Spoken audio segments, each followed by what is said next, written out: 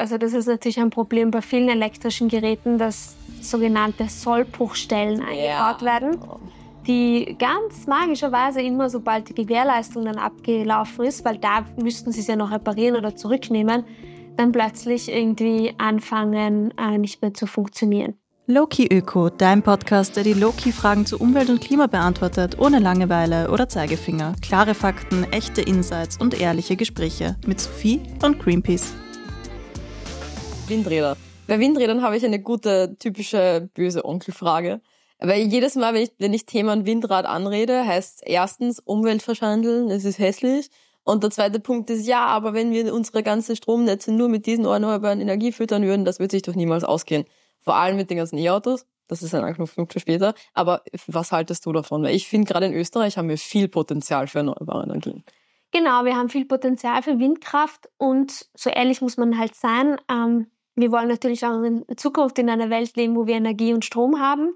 Und es ist auch klar, dass wir aus Öl und Gas und Kohle raus müssen, weil das ist ja der Hauptgrund für die Klimakrise. Und da brauchen wir andere Technologien und eine davon ist Windkraft. Aber ja, die wird man natürlich in der Landschaft sehen, diese Räder, die sich drehen. Trotzdem ist natürlich wichtig, dass man die jetzt nicht in einen Nationalpark baut, sondern halt vielleicht Flächen verwendet, wo ohnehin schon viele Menschen leben. Und bei jedem Genehmigungsverfahren ist es ja auch der Fall, dass man ja sich ansieht, okay, wie ist der Einschnitt in die Natur, beziehungsweise wie lässt sich der auf dem minimalen Niveau einfach halten. Voll. Was die Stabilität sozusagen vom Stromnetz betrifft, da gibt es schon auch viele Möglichkeiten, wie man das auch mit erneuerbaren Energien herleitet. Das hören wir immer wieder, also eben dieses Blackout und dann haben wir alle keinen Strom mehr wegen den Erneuerbaren. Das stimmt so nicht. Also wir sehen teilweise auch mit Atomkraftwerken, dass wir riesige Probleme haben, weil wenn es zu warm wird, können die zum Beispiel nicht mehr kühlen, müssen auch irgendwie abgeschaltet werden. Ja. Und wir befinden uns in der Erderhitzung, also es wird auch nicht besser werden in Zukunft. Aber es gibt insgesamt da natürlich Ausbaupläne, wie das Stromnetz insgesamt stabiler wird.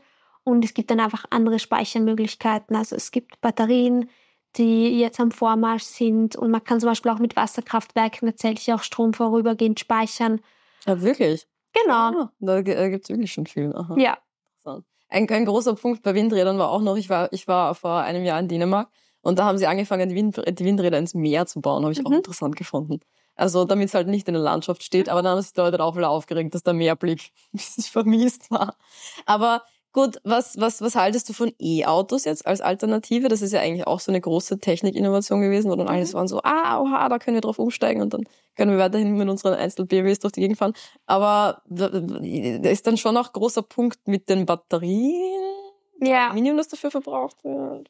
Also ich bin jetzt auch nicht uneingeschränkt E-Auto-Fan, das ist ganz klar, weil insgesamt geht es darum, dass wir in der Verkehrswende versuchen, die Menschen weg vom einzelnen Auto zu bekommen, hin Richtung zum Beispiel öffentlicher Verkehr, Fahrradfahren, Fußwege und so weiter. Aber es wird natürlich Regionen geben und Strecken, wo es das nicht möglich sein wird und da macht das E-Auto durchaus viel Sinn. Bei den Batterien gibt es auch dort große Fortschritte, die sind sicher und die Recyclingoptionen werden auch immer besser. Aber auch da ist klar, wir haben halt nicht Ressourcen für jeden Einzelnen, der dann ein SUV E-Auto hat, das wird es nicht spielen. Das heißt, wenn man sich dann ein E-Auto kauft, dann sollte man eher darauf achten, dass es halt vielleicht ein kleines ist oder dass man Fahrgemeinschaften bildet und in die Richtung denkt. Weil voll. Ja, der Strom ist beschränkt, die Ressourcen sind beschränkt.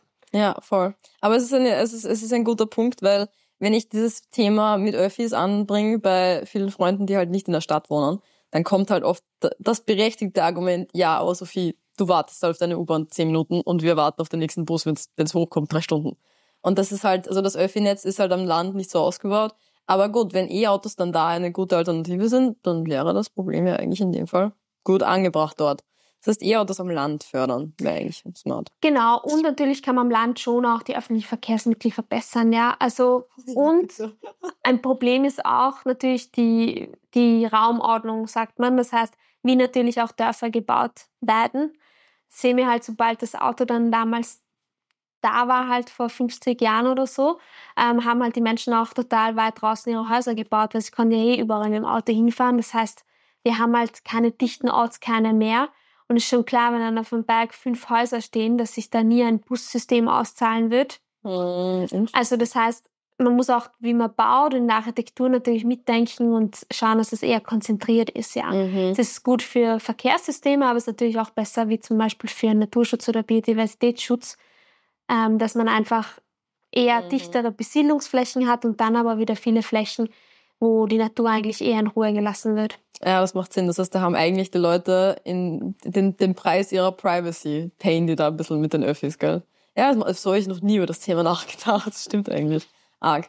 Aber gut, wenn ich jetzt nachdenke, ich komme aus einer mittelgroßen Stadt in der Steiermark und da sind die Öffi-Verbindungen auch eine Katastrophe teilweise insofern. Aber das mit dem alleine wohnen und in der Natur wohnen, true. Ich verstehe den Gedanken. Ich verstehe das, ein Haus im Wald haben wollen, aber ist halt in dem Fall nicht wirklich nachhaltig. Ja, es ist nicht effizient auch. Also ich meine ansonsten auch mit der Infrastruktur, man muss ja dann extra vielleicht eine Stromleitung hinbauen, eine Wasserleitung und so weiter. Also wenn man dichter zusammen wohnt, ist es aus vielen Gründen besser. Es ist auch sozialer. Es ist auch sozial. Das denken an die ganzen Introverten. Jetzt sind wir schon beim Thema Wohnen.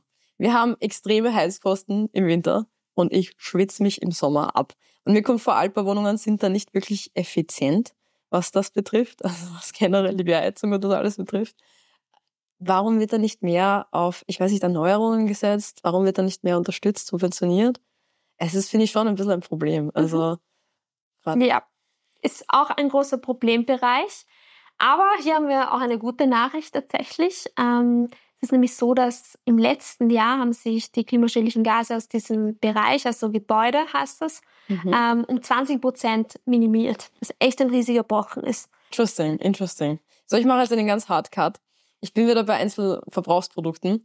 Mir fällt auf, dass mein Handy nach einem Jahr zu spacken beginnt. Und das ist, glaube ich, nicht, weil ich mich so schlecht um mein Handy kümmere. Generell kommt mir oft vor, wir nutzen Dinge einfach nicht mehr so lange wie früher. Also ich kenne niemanden, der seinen Schuh zum Schuster tragt und ihn flicken lässt. Die kaufen sich einfach alle. Ich habe schon mal gemacht. Wirklich? Ja. Du bist erst besonders. Ja. Meine Mom vielleicht. Ich darf da mal höher den Schuster, dann gehe ich manchmal hin. Ey, das ist super. Ich finde, unter uns ist eine Schneiderei, eine Änderungsschneiderei. Das sind lauter so Läden, die, ich meine, okay, in Wien sehe ich sie, am Land hörst du gar nichts davon. Und gut, am Land werden Deichmann-Schuhe, sage ich, so einfach mal hart in die Mülltonne gedroppt. Und auch bei Elektronikgeräten fällt mir das auf. Also gerade bei Handys kommt mir oft vor, es gibt so nicht, dass ihr so viel geschafft habt in der Technik. Aber nach 2-3 Jahren beginnen diese ganzen Features zu spacken. Das kommt mir schon teilweise künstlich hervorgehoben vor. Bin ich da im richtigen Riecher oder bin ich da paranoid? Nein, absolut. Also das ist natürlich ein Problem bei vielen elektrischen Geräten, dass sogenannte Sollbruchstellen eingebaut werden, die ganz magischerweise immer, sobald die Gewährleistung dann abgelaufen ist, weil da müssten sie es ja noch reparieren oder zurücknehmen, dann plötzlich irgendwie anfangen, nicht mehr zu funktionieren.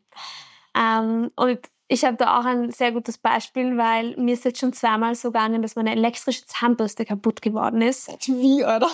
Ja, und beim 2. Mal habe ich gedacht, das gibt's jetzt nicht. Die habe ich jetzt wieder erst 2 Jahre.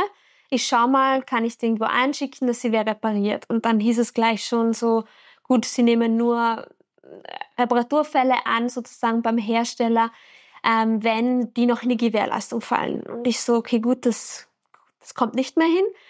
Dann dachte ich mir, naja, kaputt ist kaputt, ich kann es nicht noch kaputter machen. Ich schaue mir jetzt mal an, ob es ein YouTube-Video dazu gibt. Gab's, und ich habe festgestellt, dass ich innerhalb von 3 Handgriffen diese elektrische Zahnbürste repariert habe.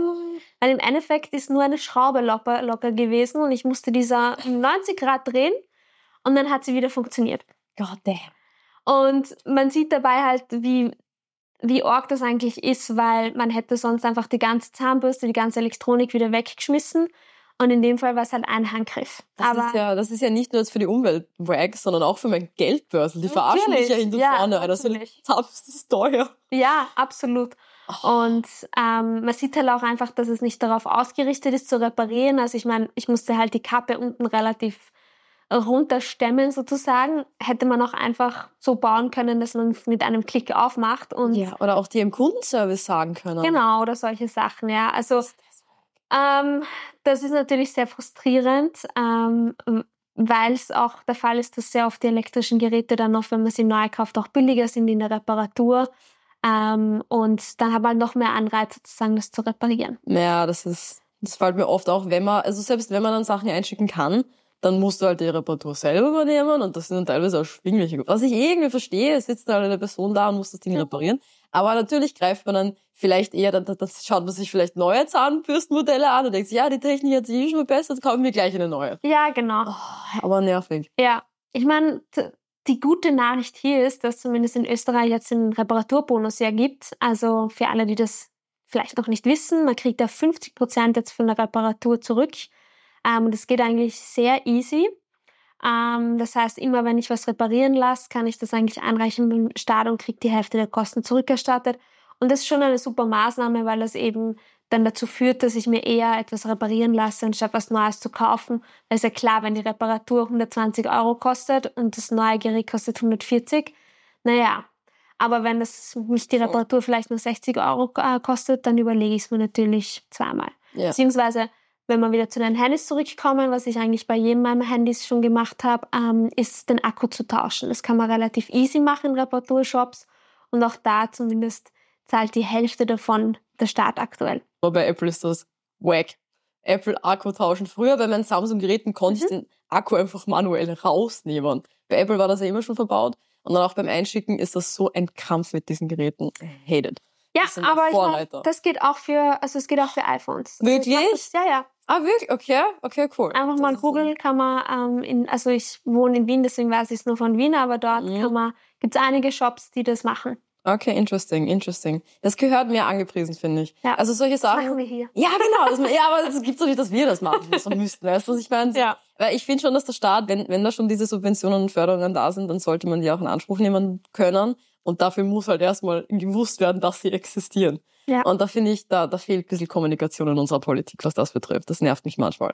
Weil dann komme ich eben auf solche Hacks drauf, aber dafür muss ich mich in einen Podcast setzen und mit einer Klimaexpertin drüber reden. Das gibt's doch nicht. Ich bin Autonormalverbraucher. So, ja, okay, fair. Also ich glaube, ein großer Punkt für viele Leute ist dieses typische Klischee von, ja, aber ich werde die Welt nicht retten. Wenn ich heute gerade weil es so schwierig ist, klimafreundlich zu leben, glaube ich, reden sich auch viele Leute auf das aus. So, ich bin einer von vielen. Und wenn ich da jetzt viel mein Leben verändere und auch in dem Fall halt auf viele Dinge verzichte oder eben mehr Geld ausgebe, mich mehr um Dinge kümmere, mehr Zeit es ist ja keine Zeitverschwendung, aber mehr Zeit aufbringe, dann bewege ich wirklich was in diesem großen Missstand an Rahmenbedingungen, nur wenn mein Klopapier jetzt vielleicht recycelt ist? Oder hat's nicht wirklich Ausschlagkraft? Nein, es sind schon auch wichtige Punkte und ich glaube, es ist auch wichtig, weil man eine Art von direkter Wirksamkeit zumindest hat. Ja, man hat direkt einen Hebel, wo man was verändern kann, wenn man will. Und ich meine, irgendwo stimmt es natürlich schon, wenn jeder recyceltes Klopapier kaufen würde, dann wird es das nur mehr geben.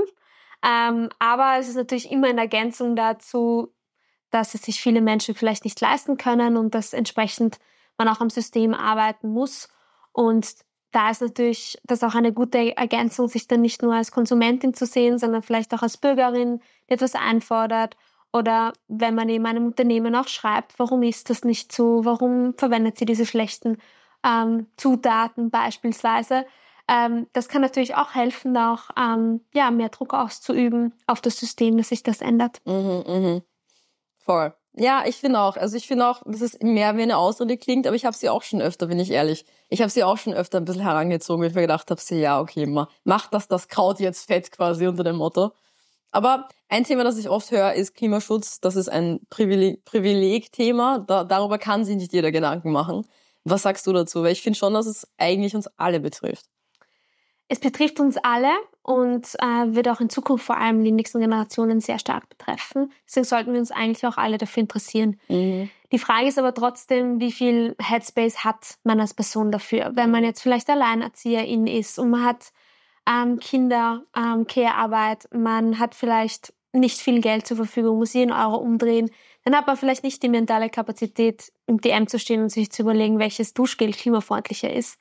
Und deswegen per se ist der Aufruf ja auch, dass wir ein System gestalten, wo es gar kein nicht klimafreundliches Duschgel gibt, sondern dass es auch solche Voraussetzungen für Produkte und Dienstleistungen gibt, dass die einfach immer klimafreundlich sind, sodass es eigentlich nicht die Konsumentin und der Einzelne entscheiden muss, ob er jetzt heute ein Produkt aus Naturzerstörung will oder eines, das klimafreundlich ist. Voll. Und auch die Entscheidung in dem Fall schwer gemacht wird, weil ja meistens die klimafreundlichen Produkte teurer sind. Ja, das ist natürlich auch wieder ein wichtiger Punkt, dass auch im Preis reflektiert sein muss. Definitiv. Ich studiere an der WU und Wirtschaftsuni, ne? Und dann bin ich vor kurzem mit einem Studiekollegen in eine wilde Diskussion reingerutscht. Er meinte, wir haben gerade eine Wirtschaftskrise und dementsprechend ist halt die Klimakrise hinten angestellt. Wir müssen jetzt erstmal unsere Wirtschaft fixen und das sind halt auch klimaschädliche Subventionen. Fein. Und ich bin halt der Meinung, ich bin halt einer anderen Meinung. Was sagst du dazu? Ja, also das muss Hand in Hand gehen. Was wir jetzt gerade zum Beispiel haben, ist ein großes Problem, was den Staatshaushalt betrifft. Also da gibt es einfach ein Budgetdefizit. Wir haben zu viel ausgegeben, wir nehmen zu wenig ein.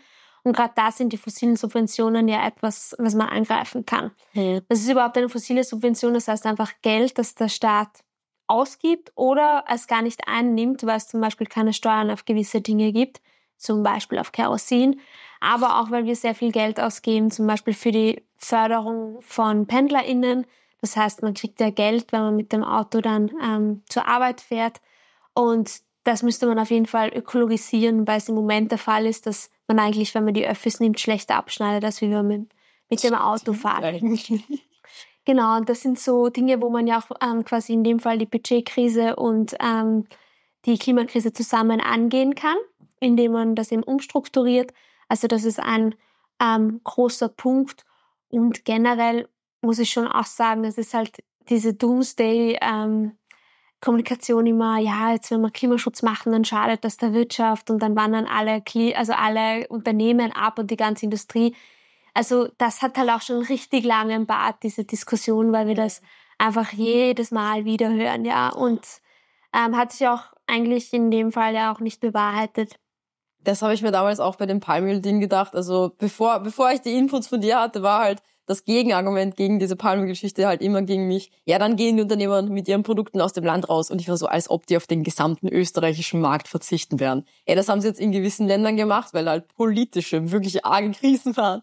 Aber so, ich glaube schon, dass da Umschichtungen möglich sind und dass die Unternehmer deswegen nicht alle gleich abwaschen. So, wir sind ja doch Konsumenten. Ja, das ist halt wirklich ein Schreckgespenst. Das wird immer wieder aus der Schublade geholt. Ich fand das sehr amüsant, zum Beispiel, dass in der Schweiz, die haben ja ein sehr starkes direkt demokratisches System. Sure. Und da haben sie die Menschen gefragt, ob sie statt 4 gesetzlichen Urlaubswochen 6 haben wollen würden. Und jetzt würde man sich denken, naja, wer stimmt da nicht zu? Es waren 66% dagegen, weil eben gerade die Wirtschafts- und Industrievertretung so stark diese Erzählung gefahren hat, dass ja dann ein massiver Arbeitsplatzverlust einsetzen würde und es der Wirtschaft so schlecht gehen würde. Und ich finde, das ist schon ein Beispiel dafür, wie man schon auch mit dieser, also dass es auch eine gewisse Art von Angstmache ist, die hier betrieben wird mit dieser Erzählung. Man muss natürlich sagen, es ist jetzt nicht von der Hand zu weisen, dass die Wirtschaft sich sehr verändern muss zusammen mit der Klimakrise, also dass wir Klimaschutz betreiben. Also jetzt nicht so, dass wir alles weitermachen können wie bisher und wir müssen uns keine Gedanken machen, weil natürlich, wenn wir uns jetzt anschauen, Verbrennungsmotoren, die wird es in Zukunft nicht mehr geben. Wenn wir uns anschauen, Öl- und Gasverarbeitung, das wird massiv zurückstehen. Und es sind auch einige Jobs in Österreich. Und deswegen geht es aber darum, dass man sich jetzt eben darüber Gedanken macht, wie kann man diese Menschen dann auch Schritt für Schritt in der Transformation begleiten? Wie gibt es Umschulungsprogramme? Wie gestalte ich die Ausbildungen heute schon? Und nicht sozusagen stur einfach zu sagen, na, wir Augen zu einfach und sicher wird es einen Verbrennungsmotor geben und Öl und Gas wird es noch lange geben und wir machen einfach weiter wie bisher und bloß nichts besteuern, weil sonst wandern die ab. Also es geht eher darum, wirklich aktiv das zu gestalten, anstatt einfach zu warten, bis eben die Krise einsetzt, bis dann wieder Unternehmen vielleicht Konkurs gehen, sondern wirklich aktiv schon jetzt dagegen lenken. Ja, es funktioniert, also bottom line, Business as usual funktioniert halt einfach ab einem gewissen Punkt nicht mehr. Absolut. Ja, voll. Es ist ja auch bei der Ausbildung, also ich meine, Klimaschutz hört man oft in der Schule, aber dann im Studiengang wird es schon schwieriger. Also bin ziemlich sicher, dass ich mich für einen Studiengang entscheiden werde, der zukünftiges Wirtschaften heißt, wo ein großer Brennpunkt halt wirklich die Klimakrise ist. Aber was gibt's denn sonst noch so für Ausbildungen, die du empfehlen könntest für Leute, die sich dafür wirklich brennend interessieren und auch in diesem Job arbeiten wollen? Ich glaube, da gibt's einiges. Also gerade erneuerbare Energien wird ein riesiges Feld und da braucht es auch immer wieder Menschen mit Ideen dazu. Auch Beratung Richtung Nachhaltigkeit. Also viele Unternehmen zum Beispiel sind jetzt damit konfrontiert, dass sie Richtlinien umsetzen müssen, die es von der EU gibt, was echt gut ist, weil das eben auch Unternehmen anstößt bis zwingt, sich mit dem Thema auseinanderzusetzen, was zu begrüßen ist. Also in dem Bereich wird es sicher viel geben. An und für sich finde ich aber, dass man muss sich jetzt nicht auf irgendwas versteifen. Ich glaube, man kann in jedem Feld, das einen interessiert, irgendwas mit Klimaschutz einbauen. Also wenn ich Lehrerin bin, kann ich mir überlegen, wie baue ich zum Beispiel Klimaschutz in Unterrichtsmaterial ein? Wie erkläre ich den Studierenden oder den SchülerInnen, was Klimakrise ist oder wie sie handeln können? Ich glaube, das gibt es fast in jedem Bereich. Wenn ich gerne Architektin sein will, dann kann ich mir überlegen, okay, wie baue ich Gebäude vielleicht nicht aus Glas, wo die Sonne reinknallt und dann brauche ich eine fette Klimaanlage, damit das ich überhaupt dort überleben kann in Zukunft, sondern wie baue ich die vielleicht aus nachhaltigem Material, wie richte ich die aus, dass sich die vielleicht selber kühlen. Also ich glaube, jeder Bereich gibt etwas her und das ist ja auch wichtig, dass wir in jeder Branche jemanden haben, der sich für das Thema interessiert. Weil wir alleine in der NGO-Bubble werden das sicher nicht lösen, weil wir die ganze Wirtschaft eigentlich im Prinzip umbauen müssen. Voll. Aber ich meine, trotzdem gibt's ja eigentlich jetzt so spezifisch gesehen begrenzte Anzahl von klimafreundlichen Jobs. Wie gehe ich jetzt vielleicht als sehr klimainteressierte Person oder umweltinteressierte Person damit um, wenn ich halt bei einer Firma lande, wo ich halt weiß, dass da Leichen im Keller liegen, wo ich das vielleicht auch mitbekomme und eventuell sogar Entscheidungen treffen muss, die dazu beitragen? Ja, das wäre Fight or Flight im Prinzip. Also entweder ich kann sagen, okay, ich kann damit gar nicht leben, da muss ich mir was anderes suchen, vielleicht auch eine andere Ausbildung machen. Oder ich sage ihm, ich gehe in den Fight-Modus und ich sprich das an. Ich versuche, das Unternehmen hier zum Umdenken zu bringen. Ich versuche hier ja auch meine Anliegen intern durchzubringen, andere Produkte, Dienstleistungen vorzuschlagen. Das ist aber richtig schwer. Also mein tiefer Respekt vor Menschen, die das machen. Und die brauchen wir auch unbedingt. Also die Stimmen auch im Unternehmen und nicht nur außerhalb, die das vorantreiben. Aber das ist natürlich ungleich schwerer, muss man sagen, als wenn ich bei Greenpeace sitze und da habe ich alles irgendwie Gleichgesinnte, die mich hier unterstützen. Es ist natürlich in einem Unternehmen, das nicht nachhaltig ist, da eckt man natürlich öfter mal an. Also umso wichtiger, wenn wir da auch sozusagen FighterInnen drinnen haben, die sich diese Diskussion dann auch antun und Dinge auch verändern, ja. Ja, voll. Das ist schon ein großer Punkt. Also ich merke jetzt schon in meinem Studiengang, derweil sind es noch verpflichtende Vorlesungen, das heißt, alle müssen diese Vorlesungen machen. Ich merke, wie das Interesse in diesen Vorlesungen gar nicht da ist. Also auch von meinen Mitstudienkollegen, was mich richtig aufregt. Du denkst, es gibt so nicht, dass du dich dafür nicht interessierst. Es ist nicht nur Klima, sondern auch so soziologische Themen. Ja. Und ich kann mir schon vorstellen, dass sollte ich das wirklich fertig studieren und dann in diesem Bereich arbeiten, dass es halt auch eine Stimme ist, die ungern gehört wird. Weil es halt ein unangenehmes Thema für Unternehmen ist, diese ganze Klimageschichte. Und deswegen, true. Ich glaube auch, dass dieses Fighten tiefsten Respekt verlangt, aber halt auch notwendig ist. Ja, und da gibt es sicher eine Bandbreite. Also manche Unternehmen haben schon verstanden, dass das eher einen Benefit für sie bedeutet, wenn sie sich jetzt schon über dieses Thema Gedanken machen. Weil irgendwann müssen sie ja sowieso, oder? Sowieso. Und das ist aber auch wieder etwas, was dann unterstützend wirken kann über die Politik. Also jetzt gibt es eben so Vorgaben ab einer gewissen Unternehmensgröße, da muss man verpflichtend Bericht legen darüber, was man jetzt eigentlich macht im Thema Klimaschutz, aber auch im sozialen Bereich. Und das heißt, das ist dann gar keine Option, ob sie das machen oder nicht, das ist verpflichtend. Und das soll eben auch ein bisschen diese Selbstreflexion auch anstoßen im Unternehmen. Ja, voll. Aber gibt es sonst noch irgendwelche Wege, wie wir als Einzelpersonen, jetzt in dem Fall Unternehmer und Politik, beeinflussen können, außer halt bei diesem Unternehmen nicht mehr einzukaufen, was logisch ist, also quasi boykottieren, und unsere Wählerstimme abzugeben? Es ist schon ein bisschen die Hände gebunden, oder? Ja, man kann natürlich im Arbeitsbereich selber was machen, was wir gerade besprochen haben. Man kann Organisationen unterstützen oder man kann auch selber tatsächlich, ja, wenn man ein Herzensthema hat, einen Verein gründen, eine Organisation gründen. Was immer hilft, glaube ich, ist, sich mit anderen Menschen zu verbinden, die ein ähnliches Anliegen haben. Allein kann das manchmal sehr frustrierend sein oder isolierend, aber wenn man dann zusammen mit anderen kämpft, macht das einen großen Unterschied, weil ja, man einfach die Verbindung auch spürt. Ich denke mir zum Beispiel jedes Mal beim Klimastreik, klar, da geht man hin, um auch ein Symbol zu setzen, aber es ist total, ja, also ich ziehe da total viel Kraft raus, weil ich dann merke, wow, wir sind eigentlich so viele, denen das Thema wichtig ist und das hilft auch in der eigenen Motivation, also sich mit Menschen zu verbinden, die das Gleiche Interesse an einem Thema haben. Das macht voll viel Sinn. Ja, das kann ich mir vorstellen. Weil ich finde schon, also in dieser Gesellschaft kommt mir vor, dass einfach diese Verantwortung zu oft auf uns Konsumenten überwälzt wird. Und das habe ich jetzt auch schon bei euch oft gehört, dass ihr eigentlich mehr systemkritisch seid und dass es auch nicht okay findet, dass, wie gesagt, diese Verantwortung eben komplett auf die Konsumenten überwälzt wird. Hast du da vielleicht noch irgendwelche abschließenden Worte dazu?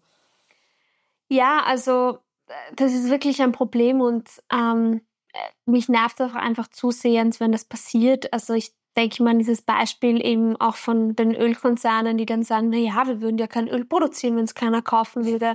Ich denke mir, naja, da macht es sich jemand sehr leicht, weil viele Menschen sind halt gefangen in dem System. Ja, also wenn ich jetzt irgendwo am Land wohne, da gibt es keinen Zug und ich muss mit dem Auto in die Arbeit und die ist in der nächsten Stadt, weil es gibt halt vielleicht keine Arbeitsplätze in meiner Gegend. Und dann muss ich mit dem Auto fahren, dann denke ich mir nicht in der Früh nach, ja, habe ich jetzt Lust, Öl zu kaufen und Diesel und Benzin oder muss ich, ja, in dem Fall muss ich, ja. Voll. Oder wenn ich eben Mieterin bin in einer Wohnung, wo es Öl- und Gasheizungen gibt und ich habe keine Chance, das zu tauschen, dann ist es auch nicht so, als ob das eine bewusste Konsumentscheidung wäre, ja, dass ich das jetzt einkaufe. Ja, ich kann gar nicht mehr heizen und frieren, aber das ist ja auch nicht die Idee davon, ja.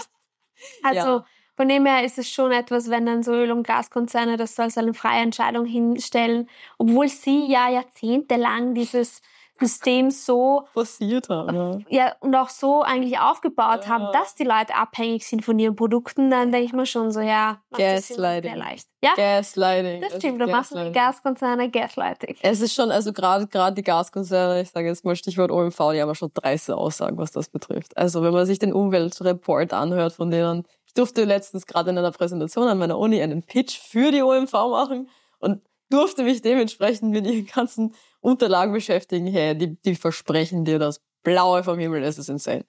Also, genau, das ist total problematisch auch. Da sieht man dann immer irgendwelche glücklichen Kinder und die Zukunft und so weiter. Und dann weiß man gleichzeitig halt, und denen rosten halt irgendwie die Plattformen im Schwarzen Meer zusammen und die nehmen eigentlich schon viele Risiken auch einfach hier. Ja. Also einerseits mit und andererseits ist es ja wirklich so, gerade bei der OMV, die haben natürlich nicht vor, jetzt irgendwie aus Gas in naher Zukunft auszusteigen, sondern im Gegenteil, bauen halt eigentlich ihre Gasförderung weiter aus. Das ist es ja. Also sie haben im selben Report stehen, ja, wir setzen voll auf erneuerbare Energien und gleichzeitig siehst du, wie im anderen Sektor die Umsätze höher sind als jemals. Ja, das ist immer ein großes Problem, ja. Ja, na gut. Also ich würde sagen, es war ein super Gespräch. Ich habe noch abschließend eine Insta-Poll gemacht. Also ich habe die Leute auf Instagram gefragt, ob sie vielleicht noch Fragen an dich haben. Und die würde ich dir jetzt noch gerne stellen. Die sind jetzt aber quer durch die Ecke. Also, wir haben hier einmal, wo bekomme ich gute Infos für grüne Alternativen? Zum Beispiel für günstige Hafermilch etc. Man kann sich natürlich an gewissermaßen auch an den Gütesiegel entlang handeln. Also wir bei Greenpeace haben das an den Gütesiegel-Broschüre, wo wir ihm zeigen, welche Gütesiegel sind vertrauenswürdig und welche nicht. Also so quasi kann ich ein bisschen Orientierung in diesem Dschungel haben von Produkten, was ich auswähle und was nicht. Ja, das fällt mir auch so schwer teilweise. Vor allem, ich versuche dann auch teilweise, ich habe dann schon rausgefunden, bestimmte Stoffe will ich vermeiden und dann komme ich drauf, hey, warte mal, für den einen Stoff gibt es 15 verschiedene chemikalische Bezeichnungen und dann darf ich mir die 15 Bezeichnungen rausschreiben, I don't think so. Ja, das ist schwierig, ja. Okay, das heißt, ihr habt aber einen Check, ist der auf eurer Website, oder? Genau, der ist auf unserer Website zu finden, beziehungsweise wenn es um gewisse Produkte geht, machen wir immer auch einen Marktcheck. Also da vergleichen wir einfach unterschiedliche Produkte. So haben wir jetzt zum Beispiel gerade mit Tees gemacht. Ja, den habe ich benutzt. Der hat mir voll geholfen. Ich hatte so viele Nicht-Bio-Tees zu Hause. Sehr gut. Und prinzipiell kann man natürlich sagen, regional und Bio ist natürlich immer eine gute Entscheidung. Ja, ist klar. Okay. Die nächste Frage wäre, ist es sinnvoll, Fleischalternativen wie Sojahack zu essen? Ja, also ich meine, jetzt von einer Umweltperspektive kann man natürlich darauf zurückgreifen, so etwas zu essen. Also spricht aus meiner Sicht nichts dagegen. Mahlzeit. Mahlzeit. Okay, und eine sehr, sehr allgemeine Frage, aber vielleicht eine wichtige Frage. Was ist Greenpeace eigentlich genau aus einer NGO? Ja, Greenpeace ist eine Umweltschutzorganisation und wir haben das Ziel, die Welt zu verändern. Großes Ziel. Das ist ein großes Ziel. Wir arbeiten auch schon ein paar Jahrzehnte daran. Und wir versuchen eben, dass wir den Umweltschutz vorantreiben, Klimaschutz vorantreiben Und das heißt eben, dass wir eben auf die Politik und Unternehmen einwirken, aber gleichzeitig versuchen wir eben auch manchmal Konsumentinnen auch eine Orientierungshilfe zu geben in diesem Dschungel an Produkten und Dienstleistungen, die es eben gibt. Ja. Also so ein guter Mix quasi genau, eigentlich. Interesting. Wer wir sind. Ja, du, Jasmin, danke fürs Gespräch. Es war ein langes Gespräch, aber ich finde, es war sehr informativ. Ich habe viele Antworten bekommen zu Fragen, die ich mir echt schon lange und oft gestellt habe. Und ich würde sagen, hast du vielleicht noch irgendeinen letzten Satz, den du gerne sagen würdest, irgendeine letzte Botschaft, die du rausbringen würdest? Nicht verzweifeln, weiterkämpfen. Wir sind viele und ich glaube, wir sind überall. Und ja, das ist meine Botschaft an euch. Sehr schön. Dankeschön. Dann, ich würde sagen, war eine tolle Folge. It's a wrap.